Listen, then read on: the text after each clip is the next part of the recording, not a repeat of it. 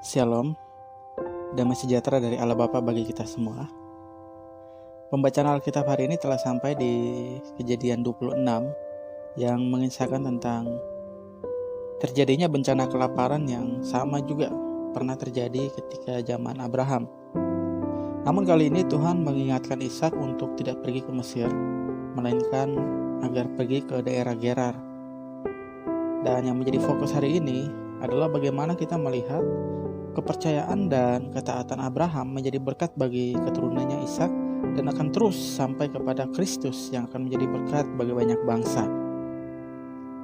Di bagian pasal ini kita melihat Ishak diperingatkan oleh Tuhan dalam Kejadian 26 dimulai dari ayat 2. Lalu Tuhan menampakkan diri kepadanya serta berfirman, "Janganlah pergi ke Mesir, diamlah di negeri yang telah kukatakan kepadamu."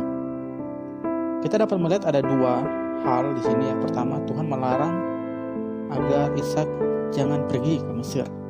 Jadi ada larangan Tuhan dan arahan dari Tuhan untuk pergi ke daerah yang Tuhan telah tunjukkan. Dan di ayat ketiga, "Tinggallah di negeri ini," yaitu di Gerar, "sebagai orang asing, maka aku akan menyertai engkau dan memberkati engkau, sebab kepadamulah dan kepada keturunanmu akan kuberikan seluruh negeri ini, dan aku akan menepati sumpah yang telah kuikrarkan kepada Abraham ayahmu." Di bagian ini kita melihat ada janji penyertaan Tuhan dan berkat Tuhan bagi Ishak dan juga bagi keturunan Ishak. Kemudian di ayat keempat, "Aku akan membuat banyak keturunanmu seperti bintang di langit. Aku akan memberikan kepadamu keturunanmu seluruh negeri ini, dan oleh keturunanmu semua bangsa di bumi akan mendapat berkat. Karena Abraham telah mendengarkan firman-Ku dan memelihara kewajibannya kepadaku, yaitu segala perintah, ketetapan, dan hukum-Ku." Covenant Tuhan, perjanjian Tuhan berlaku bagi Ishak dan keturunannya. Kita lihat alasannya karena ada berkat yang sudah diberikan Tuhan kepada Abraham, itulah yang terus turun-menurun kepada keturunan Abraham. Perjanjian yang telah Allah buat sejak diberikan kepada Abraham.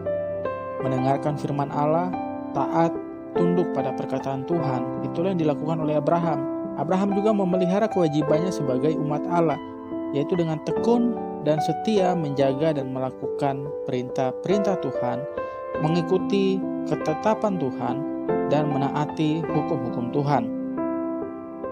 Dalam bagian ini, bangsa Israel sedang diajar untuk melihat bahwa berkat Tuhan selalu mengikuti ketaatan dan kesetiaan kepada Allah.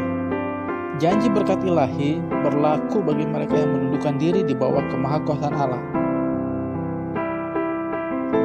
Penyertaan Allah bagi mereka yang dengan tekun dan setia melakukan perintah Tuhan, mengikuti ketetapan Tuhan, dan menaati hukum-hukum Allah. Dalam kisah perjalanan bangsa Israel sejak diberikan 10 perintah Tuhan, sejak diberikan hukum-hukum Tuhan, kita dapat melihat bahwa Tuhan menginginkan umat Allah yang tunduk, taat, dan setia. Itu sebabnya Allah menyatakan berkat bagi yang taat dan kutuk bagi yang tidak taat. Bagi kita orang Kristen yang mendapat berkat ilahi melalui Tuhan Yesus Kristus, kita harus mengetahui ada tanggung jawab kita sebagai umat Allah. Ketaatan dan kesetiaan di dalam Tuhan harus terus-menerus dijaga dan dilakukan dalam hidup kita. Seperti yang terdapat dalam firman Tuhan Efesus 2 ayat 8-10, "Sebab karena kasih karunia kamu diselamatkan oleh iman.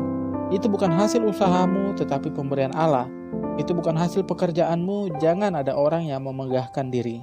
Karena kita ini buatan Allah, diciptakan dalam Kristus Yesus untuk melakukan pekerjaan baik yang dipersiapkan Allah sebelumnya.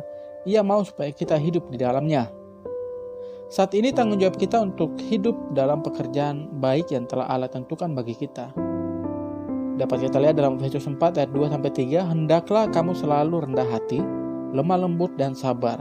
Tunjukkanlah kasihmu dalam hal saling membantu, dan berusahalah memelihara kesatuan roh oleh ikatan damai sejahtera." Saudara, seringkali kita menuntut berkat kepada Allah dan kita lupa melakukan tanggung jawab kita sebagai umat Allah. Sebagai umat Allah yang telah dikuduskan melalui Tuhan Yesus Kristus, kita harus memiliki sikap hidup yang baru, yang berkenan kepada Allah, hidup dalam keselarasan kehendak dengan Allah, hidup yang berkenan bagi Allah. Sehingga kita tidak lagi hidup menurut keinginan kita sendiri, tidak lagi hidup menurut suka-suka kita sendiri, karena Allah harus menjadi pusat atas hidup kita. Renungkanlah hari ini, apakah Allah sudah menjadi pusat atas hidup kita? Apakah kehendak Allah selalu menjadi prioritas dalam hidup kita? Kita dapat menjawabnya masing-masing menurut hubungan pribadi kita dengan Tuhan. Tetap berharap kepada Allah, terus percaya kepada kemahakuasaan Allah. Semoga Tuhan memberkati kita semua. Amin.